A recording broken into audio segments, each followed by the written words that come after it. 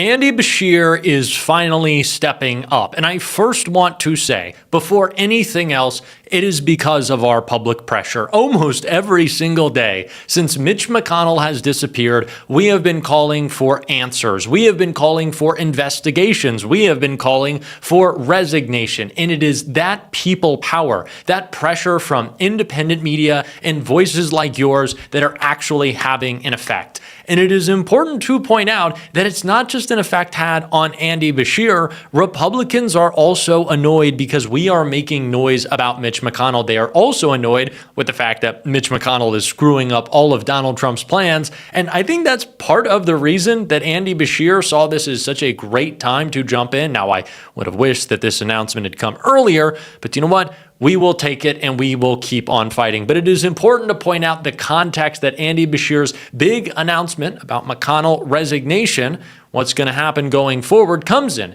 And that is Republicans freaking out both online and in the Senate. That's where I want to start before we get to Andy. We got some big news, but it starts with Republicans just being pissed off. MAGA makes dark claims about McConnell's copycat photo from today. Online influencers are not buying the Kentucky senator's health claims. MAGA influencers are not buying Senator Mitch McConnell's new photo as proof of life and are demanding more after the Kentucky senator's office released a second image of him since his hospitalization. Now, of course, that's a photo that nobody trusts. The photo, as we saw earlier today, revealed McConnell, I guess still alive, but not really, because I just don't believe it. But he was smiling at the camera as he sits with his wife, Elaine Chao, by his side. Viewers were quick to point out that it was eerily similar to the other photo that McConnell's team pointed out. And they also pointed out that there were some flaws with the shading on the eyes, the lighting. It was all very weird because, of course, there has been a lack of transparency. And that is why one guy who describes himself online as a MAGA realist wrote, "Lamau, laughing my ass off. They want us to believe that this is real." Another MAGA influencer wrote, "Video or it's all fake," continuing, "Every time they release another weird photo of Mitch McConnell and not a short video, I'm more convinced than ever that he's gone." Someone else said, "I have an idea. Let a real journalist," and I know this sounds ridiculous to say, but like Nick Shirley interview Mitch McConnell. Again, you have to remember that these are MAGA people asking for Nick Shirley to interview Mitch McConnell. They just do not trust it. Another MAGA influencer chimed in, "New photo of McConnell and his wife just dropped. Physician says he's not yet medically cleared to leave the rehab facility and return to office. LOL. Nobody trusts this at all."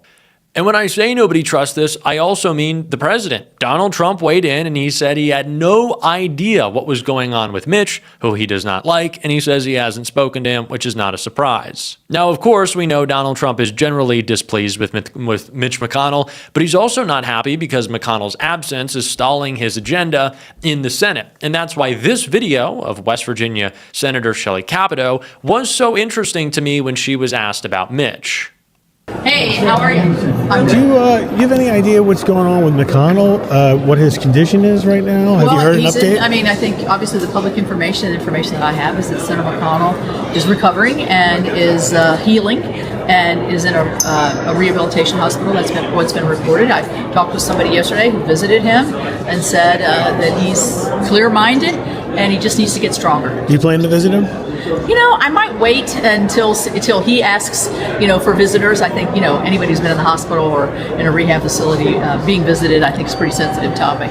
So you have a United States senator saying, Mitch is great. I think he's okay. I don't know. I'm not sure. Please don't ask me questions. I don't want to answer them. And then on the other side of things, you got MAGA online being absolutely furious, demanding more from Mitch McConnell. And in fact, we're going to hear more about MAGA's demands later in this video.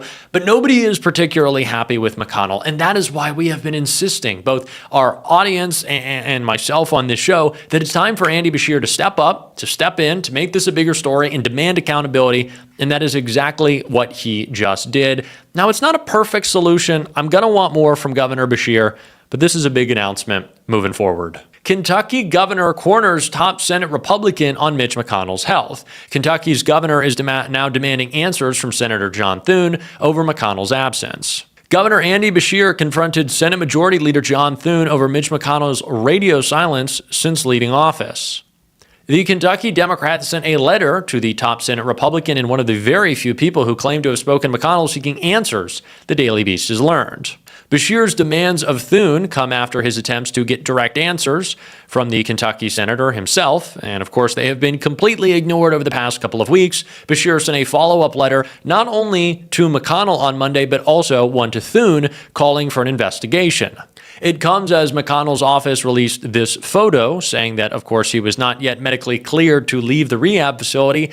I don't really know what that means because he's not hooked up to anything in any of these photos, so in what way is he not medically cleared? In the letter to Thune, Beshear said he was writing under the assumption that McConnell is capable of reading and responding verbally and not incapacitated by any means of conscious or cognition. As governor of the state he serves, I am calling on him to directly and verbally address the people of Kentucky and provide proof of capability to serve or resign. Andy Beshear is now saying, you need to make a statement. You need to make it on video, you need to give a press conference, or you have to resign. If you cannot show us that your brain works, you cannot be the senator. Andy Beshear continued, per our research, a vacancy in the Senate occurs when a senator dies, resigned, or is expelled by a vote of the Senate itself. If Senator McConnell is unwilling to voluntarily show that he still has the capacity to serve, I will insist that you, as the Senate Majority Leader, fully investigate his condition, report to the American people, and begin the process if warranted.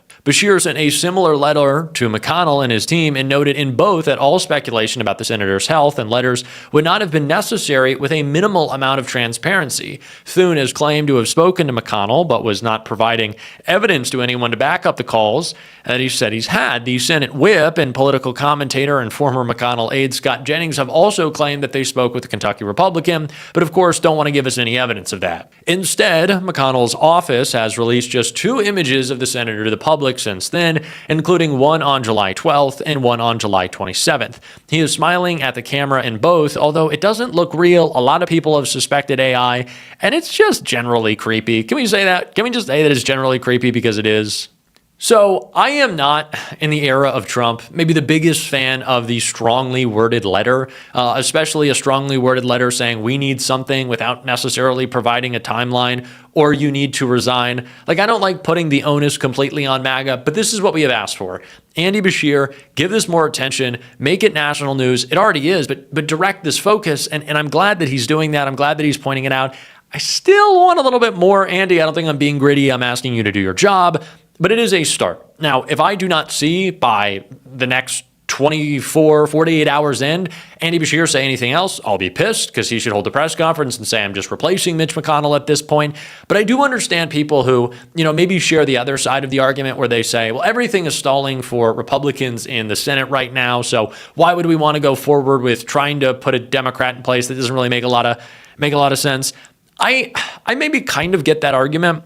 But I also believe ultimately, like when it comes down to it, if Republicans need to pass something, they just will. Like, honestly, I wouldn't be surprised if this is a whole coordinated song and dance that they're doing. Oh, we can't pass anything without Mitch. We're really struggling without Mitch.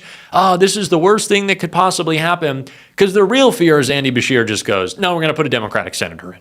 Sorry, you've been covering up the fact that Mitch McConnell is brain dead. You are all complicit. This is a massive scandal. This is baggage Republicans will carry into the midterms. All of you people will have to be asked about this. It's going to point out the fact that there are a lot of Republicans who are probably too old. They are too old and they're out of touch to be serving in the United States Senate or the Congress. This is a big problem for you. That is what Andy Beshear needs to do. You send your letter. I'm not the biggest fan of strongly worded letters. I'm great with them if you follow up. Right? If 24 hours from now you go, Mitch, I gave you your time. 24 hours, you should be able to pull a video together. If you can't, it means nothing is happening up here.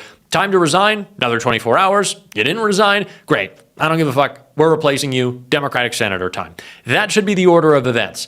Andy Beshear is getting closer to those order of events, and that is why I'm trying to be a little bit positive, but the pressure's got to stay. So share this video, sign Keith Edwards' petition. I'm going to have that link down below to continue to call on Andy Beshear to act, because that is the public pressure that has gotten us here. But it is even MAGA. I have to say this. It's even MAGA that's pissed with McConnell. Listen to Megyn Kelly and another MAGA stooge whose name I won't even dignify by saying. of Senator McConnell, this is some late stage Soviet Union stuff where you're propping up the leaders who seem to be croaking every 6 months.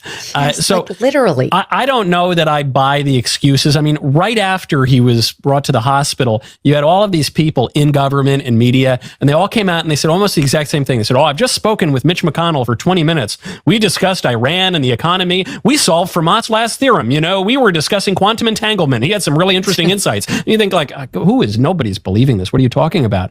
And then you have the Democrat in Kentucky, Andy Beshear, the governor, who is demanding proof of life, essentially.